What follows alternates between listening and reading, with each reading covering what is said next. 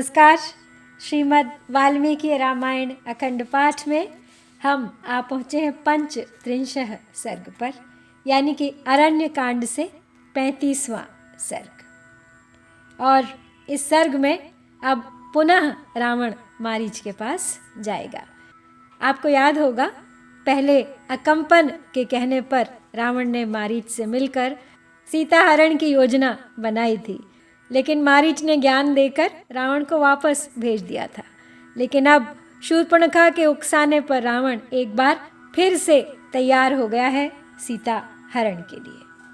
तो आज है रावण का समुद्र तटवर्ती प्रांत की शोभा देखते हुए पुनः मारीच के पास जाना। तो चलिए प्रारंभ करते हैं आज का पाठ। ततः शूर्पणखा वाक्यम तच्छ्रुत्वा रोमहर्षणं सचिवानभ्यनुज्ञाय कार्यं बुद्ध्वा जगामः।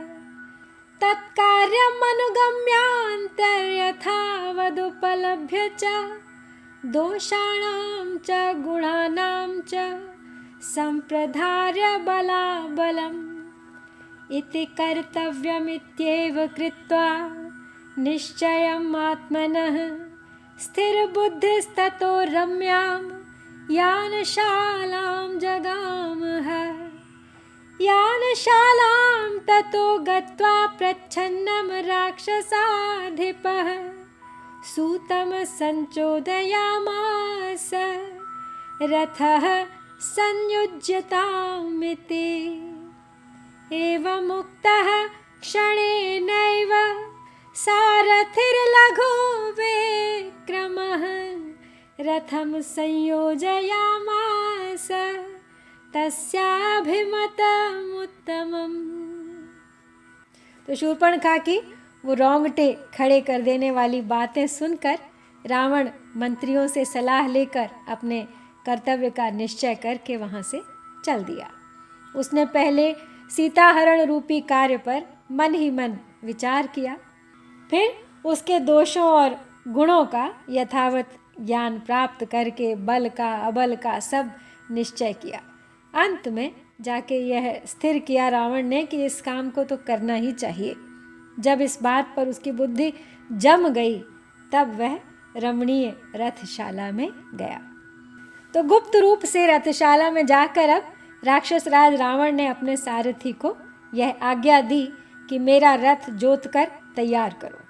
तो सारथी शीघ्रतापूर्वक कार्य करने में कुशल था।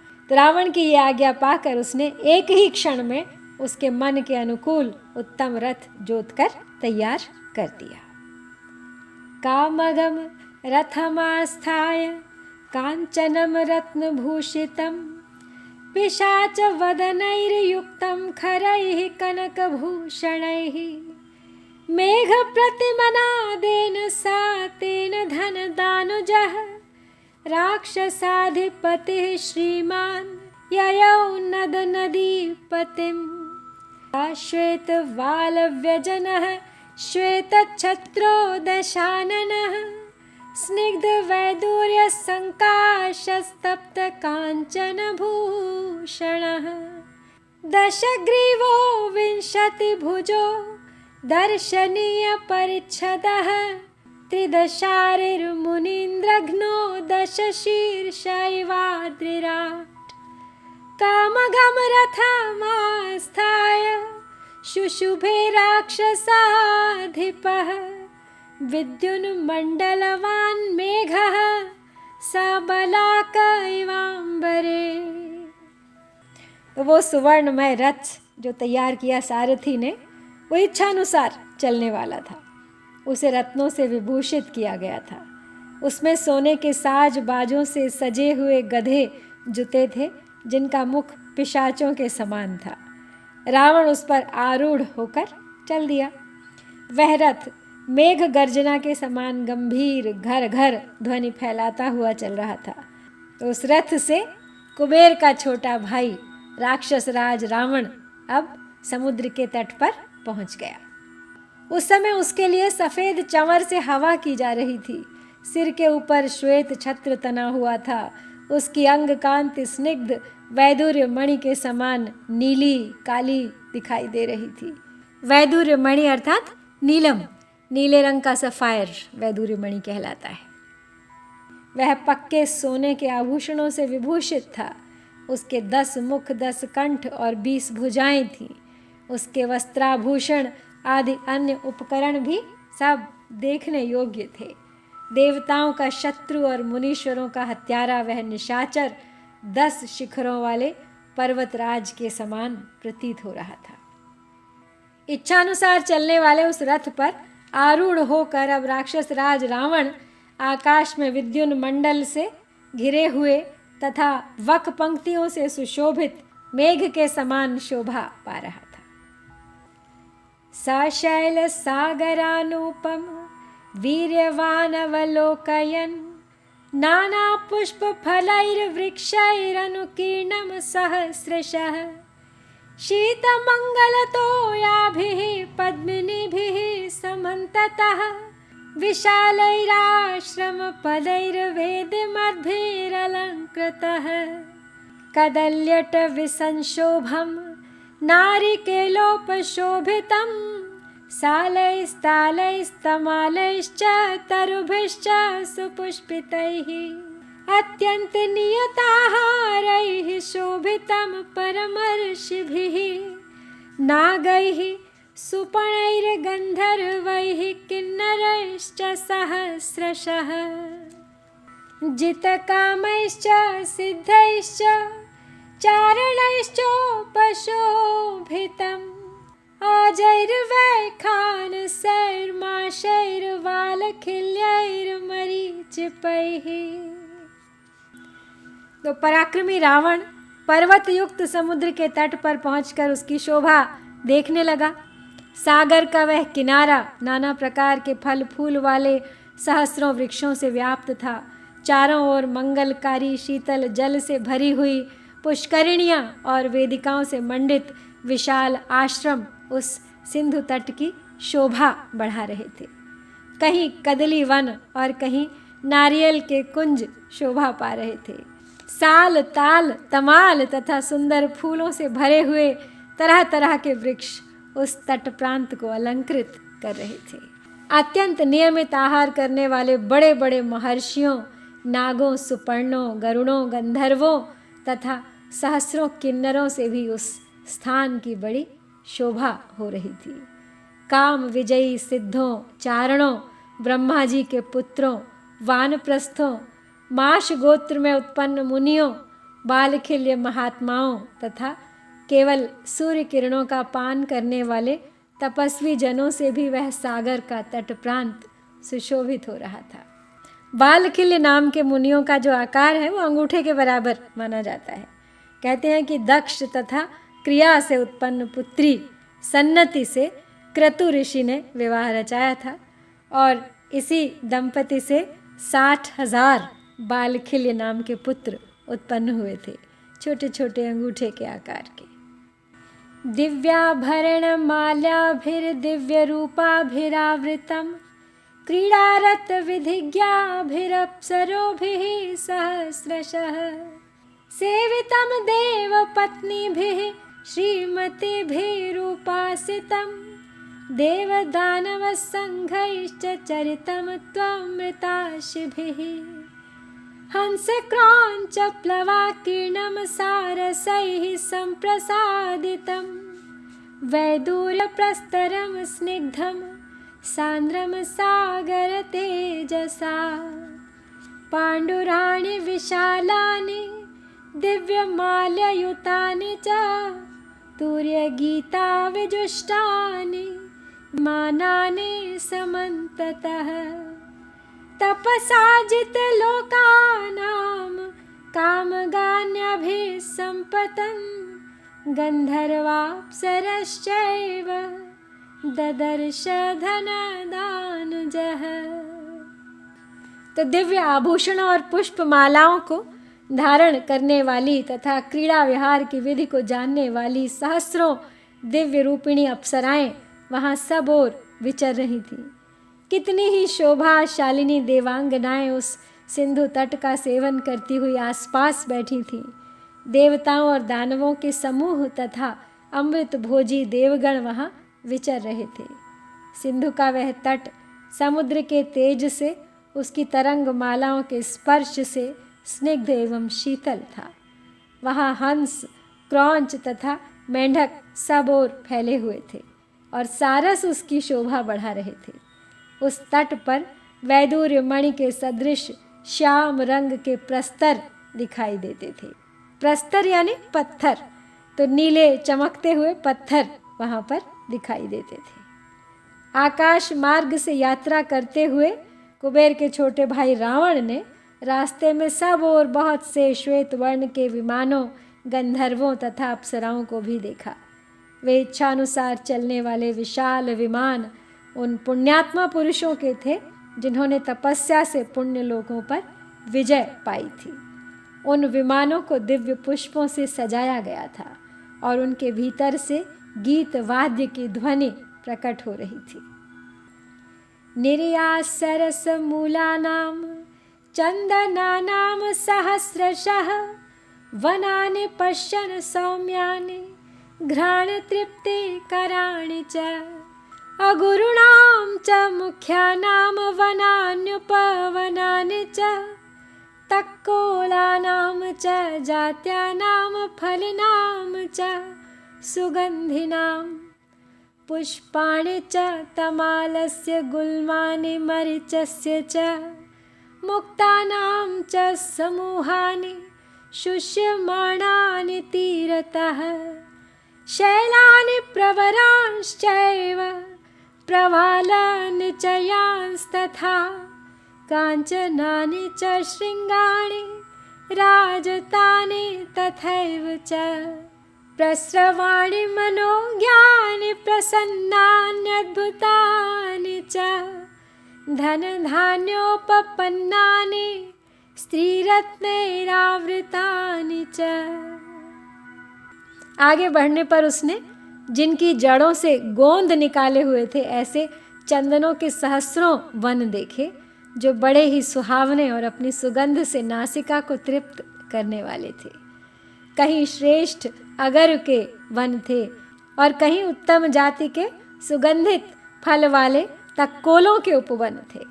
कहीं तमाल के फूल खिले हुए थे, कहीं गोल मिर्च की झाड़ियाँ शोभा पाती थीं और कहीं समुद्र के तट पर ढेर के ढेर मोती सूख रहे थे। कहीं श्रेष्ठ पर्वत मालाएं, कहीं मूंगों की राशियाँ, कहीं सोने चांदी के शिखर तथा कहीं सुंदर अद्भुत और स्वच्छ पानी के झरने दिखाई देते थे। कहीं धन धान्य से संपन्न स्त्री रत्नों से भरे हुए तथा हाथी, घोड़े और रथों से व्याप्त नगर दृष्टिगोचर होते थे। इन सब को देखता हुआ रावण आगे बढ़ रहा था। हस्त्यश्वरथ गाढ़ानि नगराणि विलोकयन् तं समम सवर्तः स्निग्धं मृदु संस्पर्शमारुतम् अनूपे सिन्धुराजस्य ददर्श त्रिदिवोपमं तत्रा पश्यत् स मेघाभं न्यग्रोधं मुनिभिर्वृतं सादयस्य ताः शाखाः शतयोजनमायताः यस्य हस्तिनम् आदाय महाकायं च कच्छपम् भक्षार्थं गरुडः शाखामाजगाम महाबलः तस्य तां सहसा शाखां भारेण पत्तगोत्तमः सुपर्णः पर्णबहुलां बभञ्जाथ महाबलः तत्र वैखानसामाशा वालखिल्या मरीचिपाः। तो रावण सब मनमोहक दृश्य हाथी, घोड़े, रथों से व्याप्त उनको देखता हुआ आगे बढ़ता चला जा रहा था। फिर उसने सिंधुराज के तट पर एक ऐसा स्थान देखा जो स्वर्ग के समान मनोहर था, सब ओर से समतल और स्निग्ध था। वहाँ मंद मंद वायु चलती थी जिसका स्पर्श बड़ा कोमल जान पड़ता था। वहाँ सागर तट पर एक बरगद का वृक्ष दिखाई दिया जो अपनी घनी छाया के कारण मेघों की घटा के समान प्रतीत होता था। उसके नीचे चारों ओर मुनि निवास करते थे। उस वृक्ष की सुप्रसिद्ध शाखाएं चारों ओर 100 योजनों तक फैली हुई थी। यह वही वृक्ष था जिसकी शाखा पर किसी समय महाबली गरुड़ एक विशालकाय हाथी और कछुए को लेकर उन्हें खाने के लिए आ बैठे थे। और पक्षियों में श्रेष्ठ महाबली गरुड़ ने बहुसंख्यक पत्तों से भरी हुई उस शाखा को सहसा अपने भार से तोड़ डाला था। उस शाखा के नीचे बहुत से वैखानस, माश, बालखिल्य, मरीचिप यानी सूर्य की किरणों का पान करने वाले ब्रह्मपुत्र और धूम्रप संज्ञा वाले महर्षि एक साथ रहते थे। आजा बभूवुर धूम्राश्च संगताः परमर्षयः तेषां दयार्थं गरुडस्तां शाखां शतयोजनां भग्नामादाय वेगेन तौ चोभौ गजकच्छपौ एकपादेन धर्मात्मा भक्षयित्वा तदामिषं निषादविषयं हत्वा शाखया पत्तगोत्तमः प्रहर्षम् अतुलं लेभे मोक्षयित्वा महामुनिम्। सा तु तेन प्रहर्षेण द्विगुणीकृतविक्रमः अमृतानयनार्थं वैचकारमतिमान्मतिम् अयोजालानि निमर्थ्य भित्त्वा रत्नगृहं वरम् महेंद्र भवनात् गुप्तमाजहारामृतं ततः। तो बात कर रहे थे यहाँ बरगद के उस वृक्ष की जिस पे एक बार कभी गरुड़ एक हाथी को और कछुए को लेकर आ बैठे थे और उस भार से उस पेड़ की शाखा टूट गई थी और उस शाखा के नीचे जो बहुत से वैखानस, माश, बालखिल्य, मरीचिप मुनि आदि बैठे हुए थे, महर्षि बैठे थे वहाँ। तो उन पर दया करके उनके जीवन की रक्षा करने के लिए पक्षियों में श्रेष्ठ धर्मात्मा गरुड़ ने उस टूटी हुई 100 योजन लंबी शाखा को उन दोनों हाथी तथा कछुए को भी वेगपूर्वक एक ही पंजे से पकड़ लिया तथा आकाश में ही उन दोनों जंतुओं के मांस खाकर फेंकी हुई उस डाली के द्वारा निषाद देश का संहार कर डाला। तो उस समय उस गिरती हुई शाखा को बीच में ही रोककर इन सब महामुनियों को मृत्यु के संकट से बचा लेने से गरुड़ को अनुपम हर्ष प्राप्त हुआ था। गरुड़ का पराक्रम दूना हो गया था और उन्होंने अमृत ले आने के लिए पक्का निश्चय कर लिया था। तत्पश्चात इंद्रलोक में जाकर उन्होंने इंद्र भवन की उन जालियों को तोड़ डाला था जो लोहे के सीखचों से बनी हुई थी और फिर रत्न निर्मित श्रेष्ठ भवन को नष्ट भ्रष्ट करके वहाँ छिपाकर रखे हुए अमृत को वे महेंद्र भवन से हर लाए थे। तम महर्षि गणैर्जुष्टम सुपर्णकृतलक्षणं नाम्ना सुभद्रम न्यग्रोधम ददर्श धनदानुजः तं तु गत्वा परं पारं समुद्रस्य नदीपतेः ददर्शाश्रमम् एकान्ते पुण्ये रम्ये वनान्तरे तत्र कृष्णार्जुनधरं जटामण्डलधारिणं ददर्श नियताहारं मारीचं नाम राक्षसम् स रावणः समागम्य विधिवत्तेन रक्षसा मारीचेनार्चितो राजा सर्वकामैर्मानुषैः तं स्वयं पूजयित्वा च भोजनेनोदकेन च अर्थोपहितया वाचा मारीचो वाक्यमब्रवीत् कच्चित्ते कुशलं राजन् लङ्कायां राक्षसेश्वरः केनार्थेन पुनः स्त्वं वै तूर्णमेव इहागतः एवमुक्तो महातेजा मारीचेन स रावणः ततः पश्चादिदं वाक्यम् अब्रवीत् वाक्यकोविदः। तो गरुड़ के द्वारा तोड़ी हुई डाली का वह चिन्ह उस बरगद में उस समय भी मौजूद था जब रावण वहाँ से गुजर रहा था। उस वृक्ष का नाम था सुभद्र वट। तो बहुत से महर्षि उस वृक्ष की छाया में निवास करते थे। कुबेर के छोटे भाई रावण ने उस वट वृक्ष को देखा। नदियों के स्वामी समुद्र के दूसरे तट पर जाकर उसने एक रमणीय वन के भीतर पवित्र एवं एकांत स्थान में एक आश्रम का दर्शन किया। वहाँ शरीर में काला मृग चर्म और सिर पर जटाओं का समूह धारण किए नियमित आहार करते हुए मारीच नामक राक्षस निवास करता था। रावण वहाँ जाकर उससे मिला। मिलने पर उस राक्षस मारीच ने सब प्रकार के अलौकिक कमनीय पदार्थ अर्पित करके राजा रावण का विधिपूर्वक आतिथ्य सत्कार किया। मामा थे मारीच रावण के। अन्न और जल से स्वयं उसका पूर्ण सत्कार करके मारीच ने प्रयोजन की बातें पूछते हुए उससे इस प्रकार कहा। बोले, हे राजन, तुम्हारी लंका में कुशल तो है? हे राक्षस राज, तुम किस काम के लिए पुनः इतनी जल्दी फिर यहाँ आ गए हो?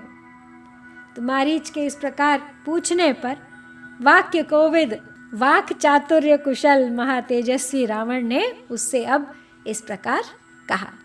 लेकिन रावण ने मारीच से क्या कहा जानेंगे अगले सर्ग में, क्योंकि यहाँ श्री वाल्मीकि निर्मित आर्ष रामायण आदि काव्य के अरण्य कांड में हम आज ये 35वां सर्ग पूरा करते हैं। इत्यार्षे श्रीमद् रामायणे वाल्मीकिये आदि काव्ये अरण्य कांडे 35 सर्गः। ओम श्री सीतारामचंद्राभ्याम नमः। मेरे चैनल भारतवाणी के कथा वस्तु को पसंद करने के लिए आपका बहुत बहुत धन्यवाद। यदि नहीं किया है तो सब्सक्राइब कीजिए, लाइक कीजिए, शेयर कीजिए, अपनी प्रतिक्रिया दीजिए, कमेंट कीजिए। मेरे साथ आइए, अपनी संस्कृति से अपनी पहचान बनाइए। Let's revive the spirit of India.